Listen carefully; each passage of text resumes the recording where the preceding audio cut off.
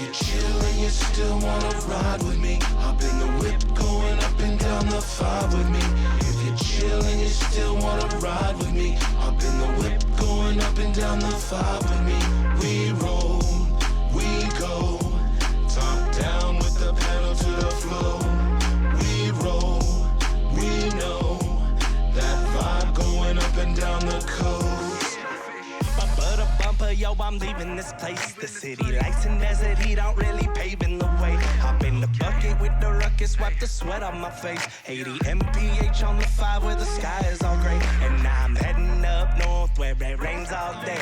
Top down, bass booming with my sweet lady. Smoking herb with the wind, feeling so blasé. How could I ever wanna leave the California? Ay, okay, now it's time to buy sunglasses and plastic. In my pocket, got the funds, call me Mr. Fantastic. Payments high, a mirage, heat waving my lane. The L's already rolled up, can you pass over the flame? Now we roll, and we go. Top down with the pedal to the floor. And we roll, and we know that vibe going up and down the coast.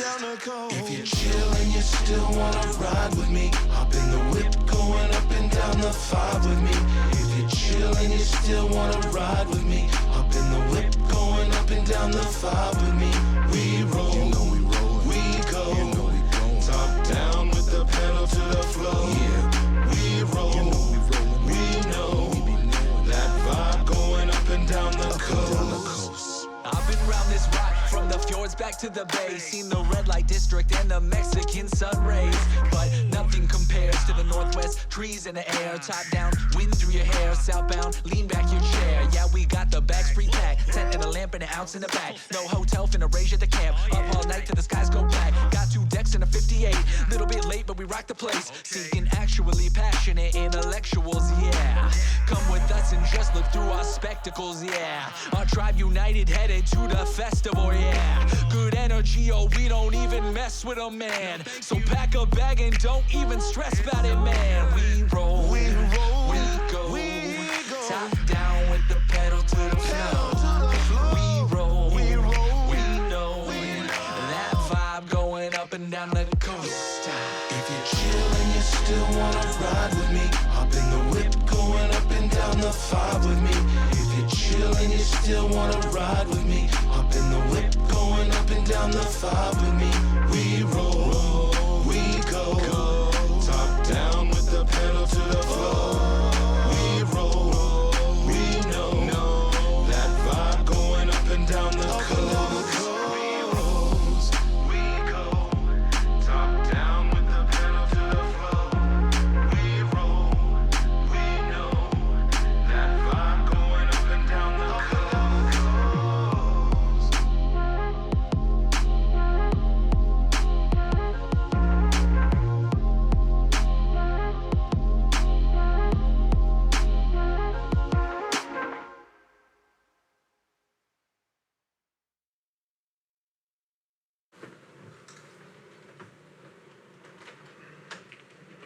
Hey everyone, thanks for joining us tonight on Sharky Waters Wednesday Night Dive. I'm your host, Dom, and this is our place, the set.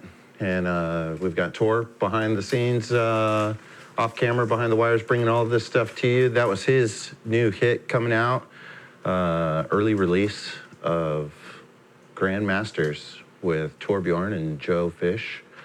Those guys are going to be playing at Barbados on Friday. We're going to be putting into the links a plug where you can buy your tickets there. It's only $8 to be able to hear this thing, what you just heard early on the intro, to hear it live with Wants, hit performer from the hit song Thrift Shop. Everybody knows that song. Actually, I wanted to go buy some thrift shop clothes today to rep that. But just in light of like community, do your thing, and even if you can't make it, it's only $8, man. Throw Tor some support. Click on that link, buy your ticket, and show him some love, because that's gonna only excel him to the next level of performance with that song. It's like clearly a good hit. Also back here is Eric the Clock Doctor, keeping us in line and on time. Cassandra Bryant, our pro Shark Attack commentator. We've got David Lash way in the back, and then little Michaela running around with her bungles.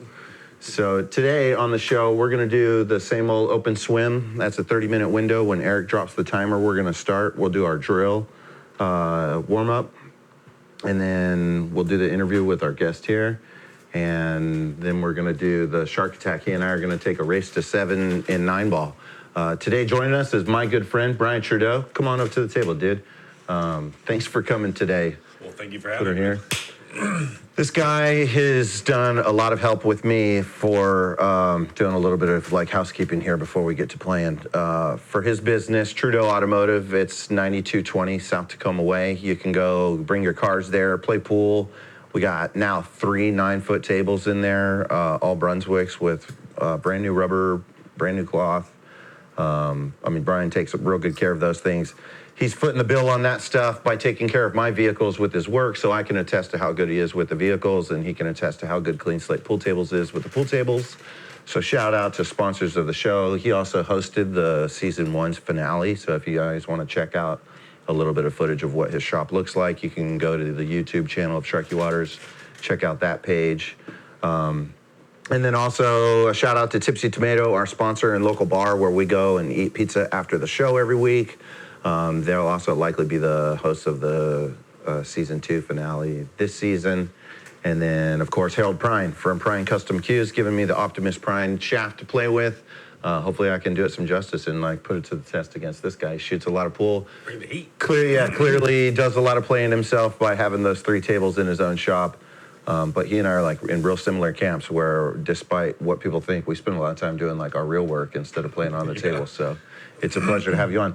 Walk us through why you chose this, man. Well, one of my biggest flaws in my game, or one of my biggest weaknesses, is that you find yourself in a position where it's just maybe it's my dominant eye, but if I have to cut back a ball, if my cue ball is behind the object ball and I have to cut it, basically a back cut, these are real tough for me. And so I do practice these quite a bit, and it's come up a long way. I used to miss 90% of them. Now I'm probably missing 20%, but it's usually typically in a very, I get myself in this position in a very critical part of the game where it's like maybe the 8 to the 9, and I usually, that's usually when I miss them. So on this particular case, I have found that it's not just difficult for me to pocket the 8 or anybody, pocket the ball, but you also, when you're like this, you're going towards the corner pocket, and then you have to find out how to get shape and the right speed because you're glancing off this ball, so your cue ball's carrying a lot of energy. And so to get the correct line and everything, it's just an all-around difficult shot. And you saw before we went live, like the first one I shot, I lasered it like center pocket, but it went 2 rails and scratched it came back over here, there. yeah. You can kind of turn your If you're cue just ball not loose. thinking about that, you can get yourself in trouble. My old man used to call those poison shots because he's like, you take them, and then you don't realize it until afterwards. You're like, oh God, exactly what you just did. Like, oh man. Right. So yeah, this is what I usually, this is my weakest part of my game. Yeah. So this is why I chose this drill today. Is it's not about constantly admiring your strengths. It's like acknowledging your weakness. Yeah. Well, when you talked about doing the blind cuts or the back cuts, I immediately was thinking about, have you seen the videos of those little Filipino kids where they have like a grown-up coach and he's just holding the balls for them? Yeah. Then they just shoot them and shoot them and shoot them. So I'll just put it out in kind of like different spots out here and let you try and pocket it and give you some practice and hopefully get them all in a row. Yeah, well, let's try it. Do it.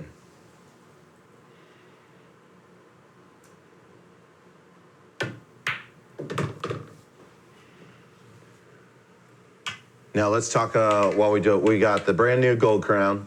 You got a 2 and a 3 Gold Crown and a Hawthorne in there, all 9 foot, all with relatively new rubber. One of them you got from Jeff Jerome. Shout out to Jeff. Yep, we actually same kind of deal. We traded Jeff. He needed some work on his Cadillac, and he was in a position where he needed he actually needed the garage for something he needed with his life, and so he needed someplace to do it. And we traded him suspension work on his Cadillac, which is a pretty pricey thing. And so we traded him. We came and got the table, and the Cadillac rides nice, and we all squared away. And it was a pretty even deal as far as financially. What it would cost to do a suspension, what he would charge me for it was a pretty even deal. It was pretty fair all the way around. Well, you and me know that song and dance real well because we did the exchange for the refurbishing of the F-150 that I have. Yeah. You know, and that's pretty cool for me to have. Going back, long-running jump story to that. I bought a F-150 2003 pickup truck when I was straight out of high school, and I absolutely love that truck. Go ahead and try that again.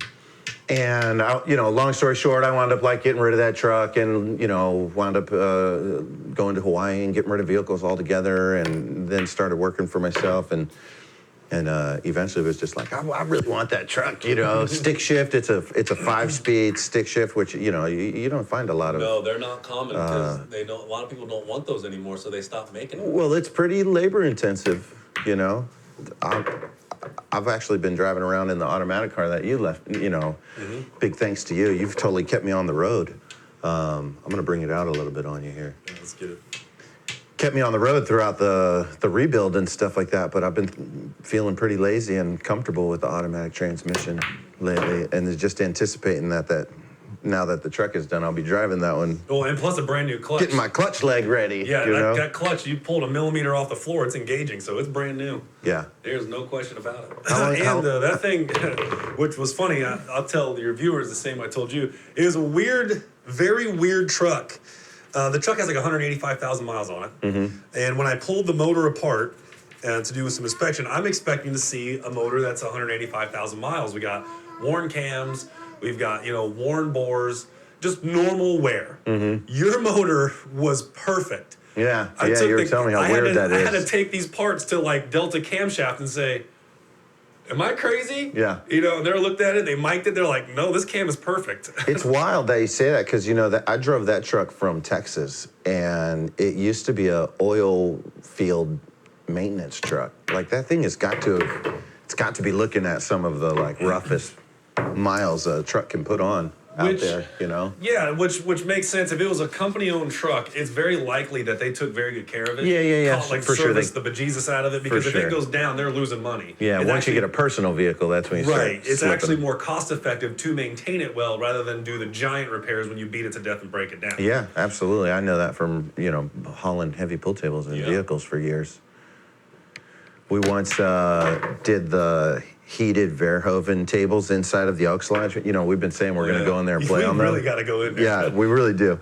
So they're humongous, right? They're 5 by 10, and the slates are 2 inches thick, and there's no pockets. So it's even if you cut out a pocket from the corner of a slate and you were to hold it and then stack up 6 of them, it'd be a pretty heavy, substantial amount of pounds. Yeah, And so there's no pockets, and they're just absolutely humongous and heavy.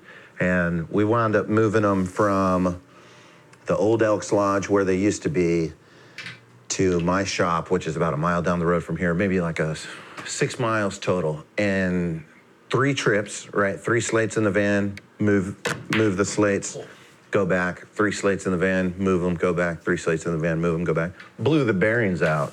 Yep. Just those 3 trips. I mean, we didn't do 50 miles with that weight on it. It was insane. And so I wound up having to factor that into the expenses of bringing those slates from the shop back to the new facility where they are now, at that sweet place where they got 4 9-foot Golden West Games tables in there, pool tables in there too, that are real nice. I do love 9-footers. Yeah. Well, yeah, you've got the luxury of playing on a 9-footer. This is the oversized 8-foot. We get a lot of questions about that kind of stuff, but it's 4 inches. Let me see, make sure I'm saying this right, because your 9-foot is 50 by 100. That's bumper to bumper from where the inside ball, where the playing field where the ball's hit. And this table is 46 by 92. Yeah, so by ratio, that's probably 85% the size.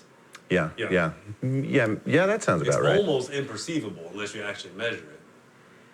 Until you actually start hitting balls on there. I always tell people it lends there you go, that it lends good. Well, you're still catching it here. Nope, you got it.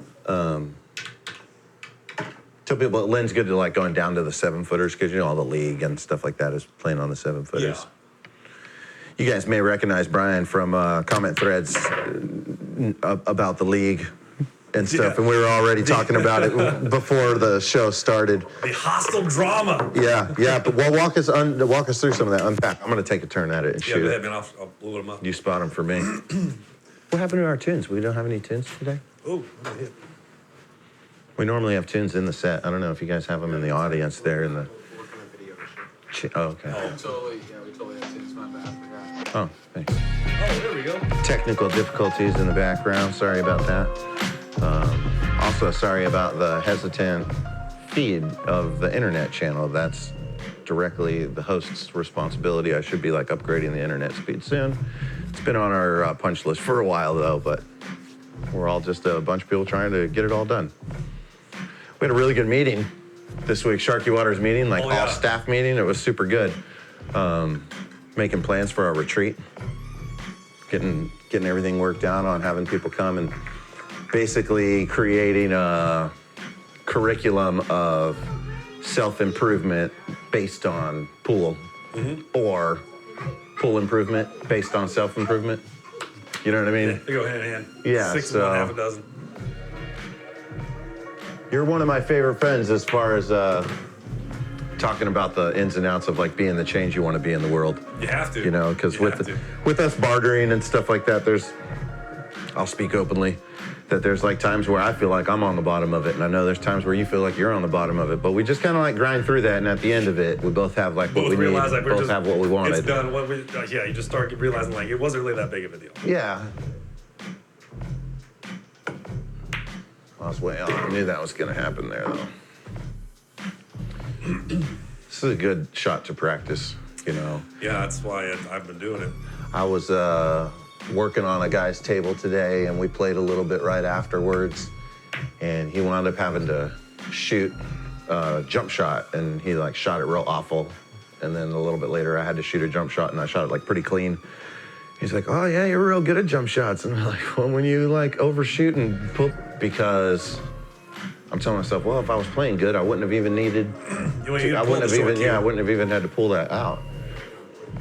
Cut shots are a lot like that too. You know, where you overroll the ball, where like you'd probably want to be, you know, somewhere Right, over here. and that's what You I was- don't want to be on this side of the ball. But you do, and so But you you need to get figure out how to there. get that. You got to figure out how to get out.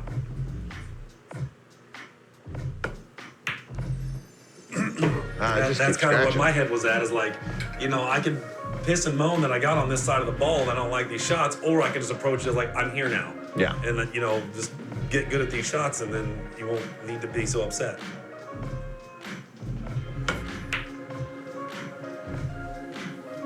I did the same thing you did. Don't worry. I know, right? Don't worry. I'll get through them. Okay, so now that you got 3 tables, because the big hubbub is Pink Slip Billiards, Tuesday nights, 9-ball tournament. Yep. How long have you been doing that? Over a year now, right? Over a year now, yeah. Yeah. Well, that's cool. Congratulations Yeah, on that. thanks. I always enjoyed that. I'm doing league nowadays. Now you know that, but Yeah, yeah. Hey, oh. I'm getting the stroke to keep it out of the pocket at least. Yeah, I So- put a lot of draw on it. You just suck it to the side. But Tuesday nights, and sometimes that tournament just goes on for a long time. Yeah, you know? and that was, and it's you know, I'm trying to keep the races up to a reasonable level because I refuse to do a race to 1. That's just dumb.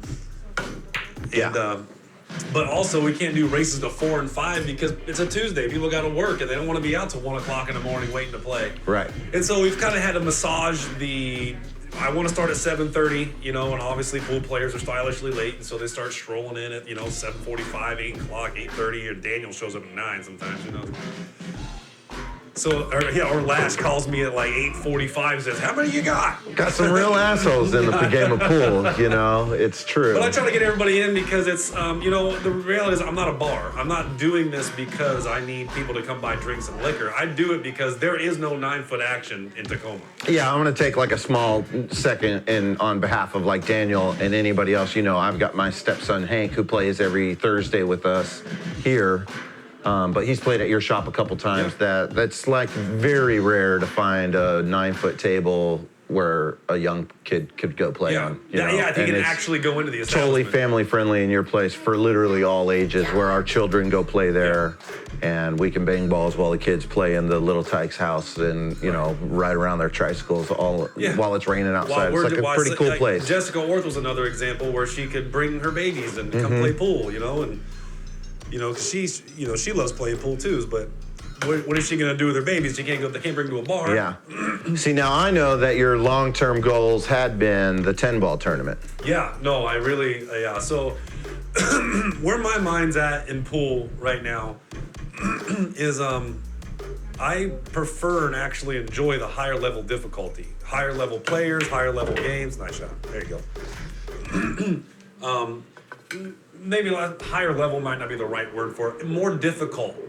The difficulty factor is higher. Yeah. Right? Less handicap or no handicap. The harder games. The Smaller harder tables, margin of error. Smaller margin of error. The 9-foot table already exposes all of your weaknesses just from distance. Mm-hmm. And the 10 ball, in my opinion, it removes all luck. You have to call every shot. You can't slot balls in like 9 ball or sometimes an 8 ball. It depends on what league you play in. Right. And that's kind of where my mind's at. Is like I prefer to play the most difficult, hardest game that I can, and I kind of been that way, my entire life. And I race motorcycles all across the country with guys who it's just full bore all the time. The margin of error racing motorcycles is pretty small too. Yeah. So it's one small mistake can leave you in the dirt somewhere, tumbling at 80 miles an hour. Now you did street or drag or? I did road racing, so like the guys dragging knees and elbows at 140 miles an hour. Yeah. Now I've seen the photo in the back of the shop of you riding. Yeah. I don't know why you don't put that thing in the front of the shop where people can see it, man. Yeah, It's pretty extreme. There's You one guys shot of have me ever in turn seen those 7. guys riding motorcycles with their knees like inches? It's like Brian on there, all strapped down leather, going God knows how fast, but Fast as I can. and so now, but now you get your rush on the pool table, huh? Well, yeah, because racing motorcycles, if you want to be competitive, even at the local level, is going to run you about $2,000 a weekend. Yeah, between tires, entry fees, all the stuff you need. Is there any return on that? I mean, you winning any money back? Yeah, you can, and some of the guys that are really, really good and have been doing it a long time, like Mike Sullivan, for instance, been racing since he was this high. That's all he did. Fargo 800 and bike racing. Yeah, I mean, since he was knee high to a grasshopper, and he was probably making $7-8 a weekend when he'd win, 2 or 3 classes. And that sounds good, right? It sounds like, wow, $7,000. But how much did he spend before he got sponsored and winning races? Yeah. He spent probably $100,000 before he started winning, just getting good enough to be able to actually win a race. And so eventually you start getting sponsored and people start paying for your suspension and tires and shit. Did you ever get to that point? I had several sponsors, but I never got anything for free. Sponsorship at our level is more like you get a discount off retail because the guy's selling tires still gonna make a living so he can be at the track. Yep. I got to that point in skateboarding when I was a kid. They would like give us stuff, but that was it. But he can't give you a $500 set of tires. Yeah. That last 2 races, if you're lucky. Yeah, they're soft, right? Well, yeah, and Getting their that design, traction. the design of them is maximum grip, but shortest lifespan. How much of the physics knowledge and call it the like feel of a bike translates over to like pool knowledge and your ability? Because I know you haven't been playing pool like for very long. About 5 years. About 5 years. That's like baby years compared to like David or I or some Eddie or some other guys.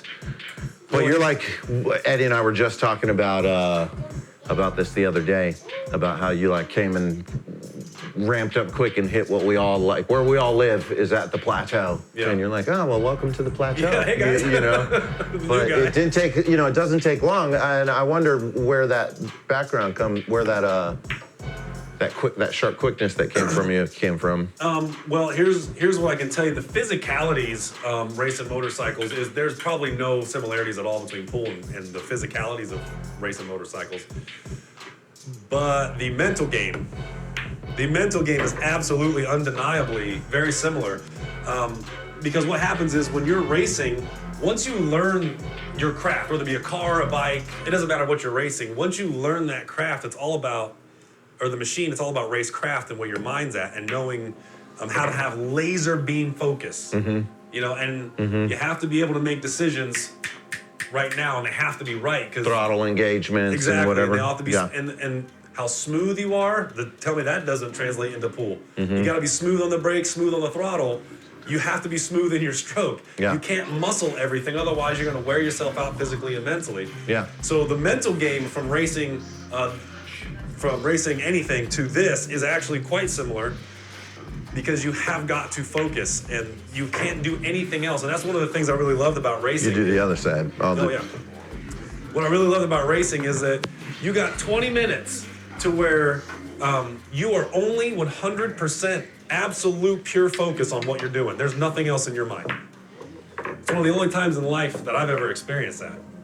And pool. Say that again. Back me up. I want to Rolodex through my life and see how many and what events. So when I was racing, when you're on starting grid and that girl comes out and puts the flag up, there's nothing else.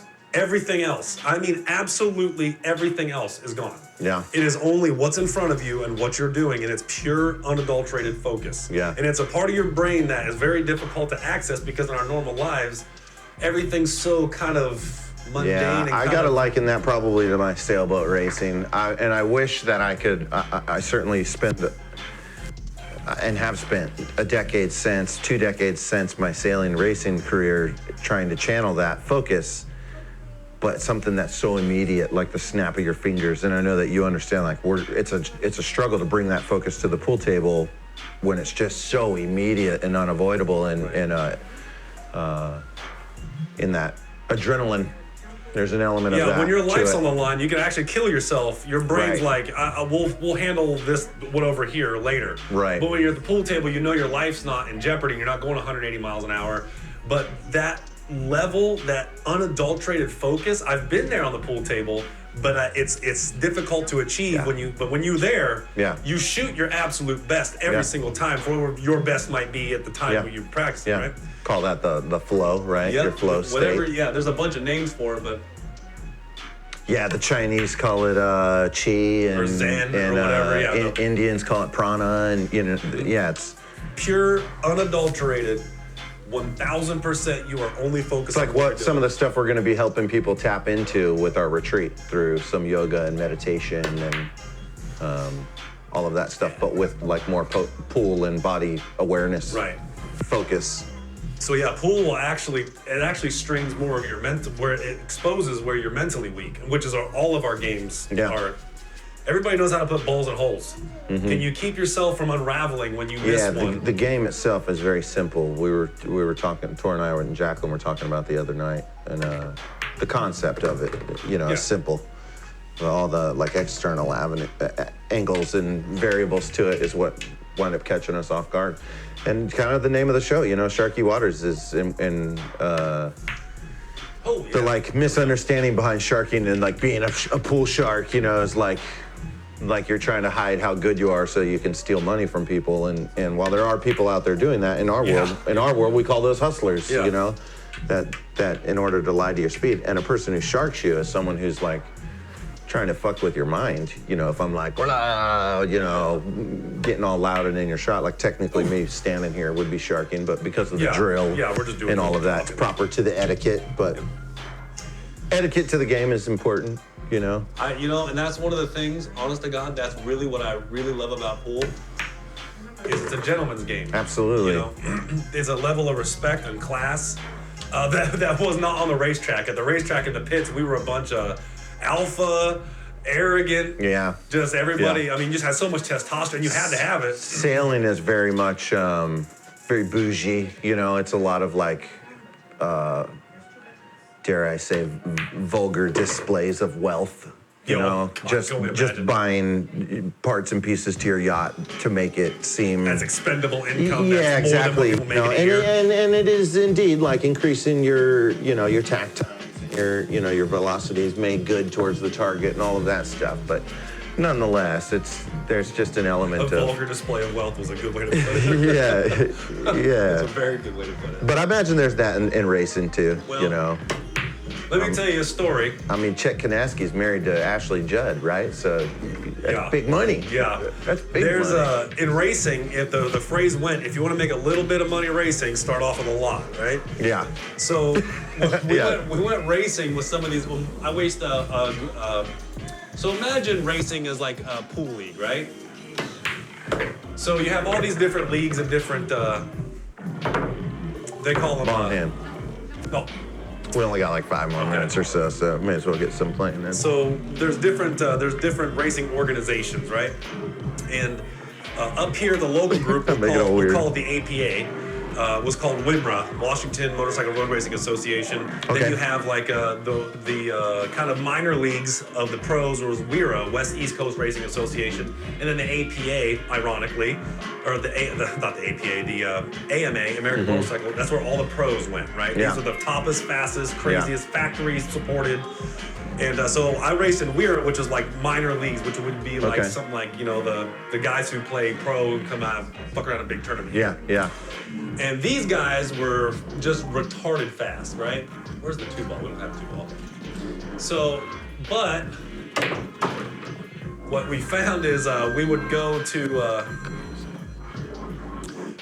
these racetracks, and some of these guys with rich mommies and daddies would roll up to the track in $500,000 Oh, yeah. of Yeah. just things to get to the track. Yeah. They haven't pulled anything out of the trailer yet. Yeah. They have like mechanics and a crew chief and a stack of brand new tires a mile high. Yeah, salaries for all that. Oh, dude, Yeah. and mommy and daddy own a casino in Vegas or something like that, and he's got a personal coach, and you know. Let me tell you, I've got an uncle, my late uncle, and you can see in the back corner there, it's off of the camera, but I've got his old racing helmet, and I at one point inherited his motorcycle, but he raced in the American Drag Bike Association, the ADBA. Yeah.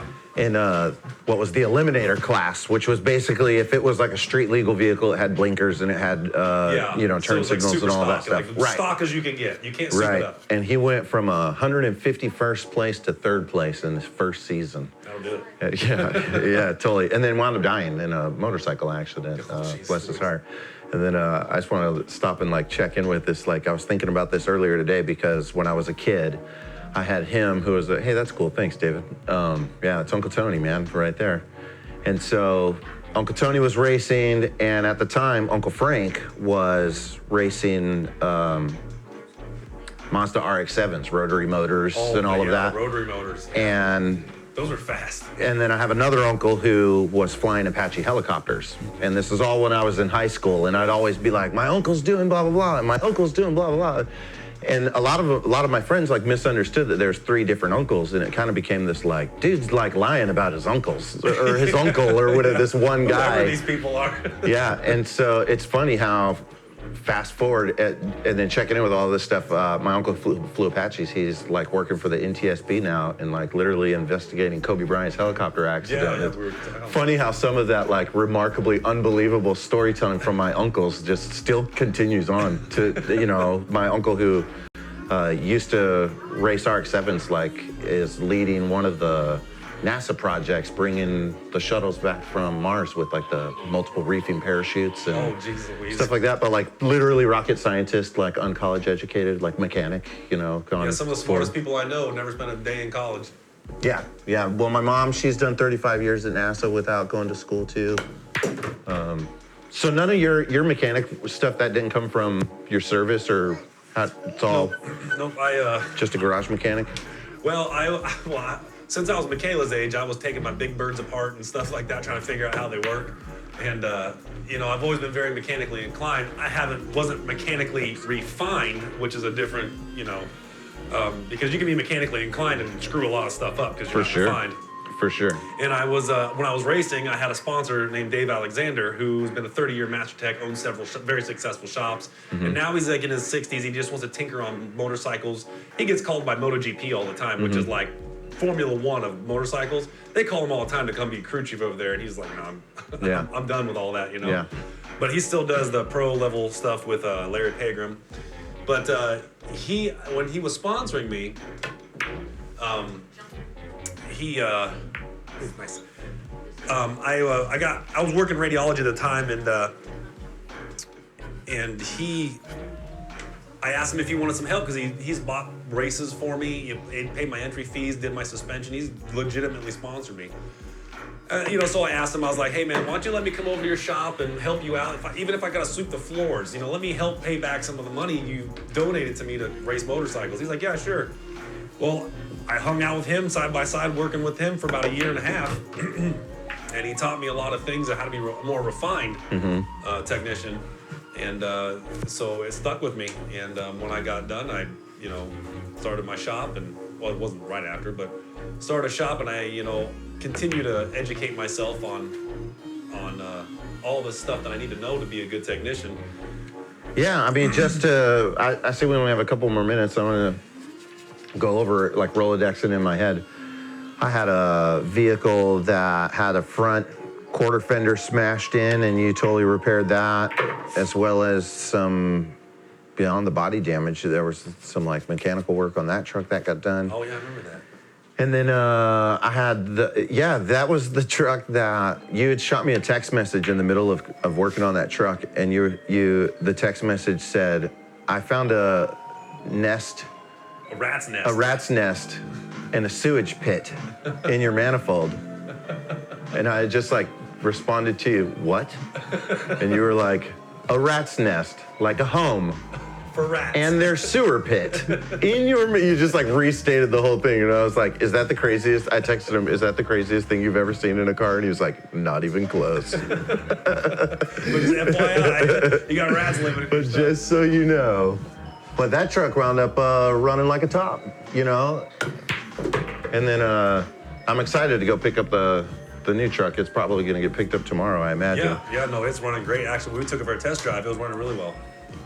I'm telling you, it reminds me of my little kid days, being fresh out of high school and chirping those tires with that clutch. And Give it a couple getting on hundred all the trouble that you should get into when you're that age. Especially when it's raining. You should be able to light those things up easy. As soon as we, give it a couple hundred miles to get those rings seated in, and that thing will pick up a lot of torque. Yeah. That's all Greek to me, Trudeau. It's got to break in. That I understand. The cloth will wear out. Yeah, the cloth will wear in, so you get...